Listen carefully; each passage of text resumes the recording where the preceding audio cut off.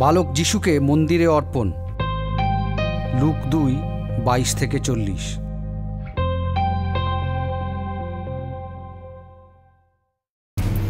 মোশির বিধি ব্যবস্থা অনুসারে সূচীকরণ অনুষ্ঠানের সময় হলে তারা যিশুকে প্রভুর সামনে উৎসর্গ করতে জেরুসালেমে নিয়ে এলেন।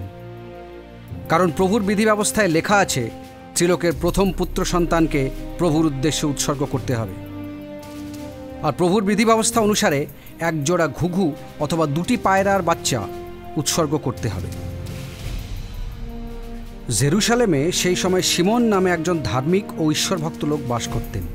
তিনি ইসরায়েলের মুক্তির অপেক্ষায় ছিলেন। পবিত্র আত্মা তার ওপর অধিষ্ঠান করছিলেন। পবিত্র আত্মার মাধ্যমে তার কাছে এই কথা প্রকাশ করা হয়েছিল যে প্রভু খ্রিস্টকে না দেখা পর্যন্ত তার মৃত্যু হবে না। পবিত্র আত্মার প্রেরণায় তিনি সেদিন মন্দিরে এসেছিলেন। যিশুর বাবা মা মোশির বিধি ব্যবস্থা পালন করতে যিশুকে নিয়ে যখন সেখানে এলেন, তখন সিমন যিশুকে কোলে তুলে নিয়ে ঈশ্বরকে ধন্যবাদ দিয়ে বললেন,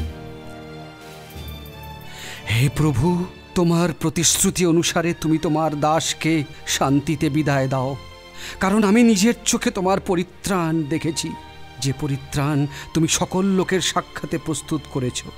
তিনি অইহুদিদের জন্য অন্তর আলোকিত করার আলো, আর তিনি তোমার প্রজা ইসরায়েলের জন্য সম্মান আনবেন। তার বিষয়ে যা বলা হলো তা শুনে যোসেফ ও মরিয়ম আশ্চর্য হয়ে গেলেন। এরপর সিমন তাদের আশীর্বাদ করে যিশুর মা মরিয়মকে বললেন, ইনি হবেন ইসরায়েলের মধ্যে বহু লোকের পতন ও উত্থানের কারণ, ঈশ্বর হতে আগত এমন চিহ্ন যা বহু লোকই অগ্রাহ্য করবে।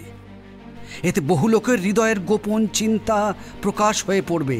যা যা ঘটবে তাতে তোমার হৃদয় বিদীর্ণ হবে।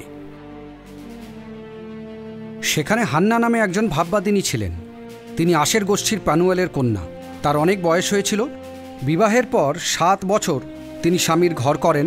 তারপর 84 বছর বয়স পর্যন্ত তিনি বৈধব্য জীবনযাপন করেছিলেন। মন্দির ছেড়ে তিনি কোথাও বেরোতেন না। উপবাস ও প্রার্থনা সহ সেখানে দিনরাত ঈশ্বরের উপাসনা করতেন।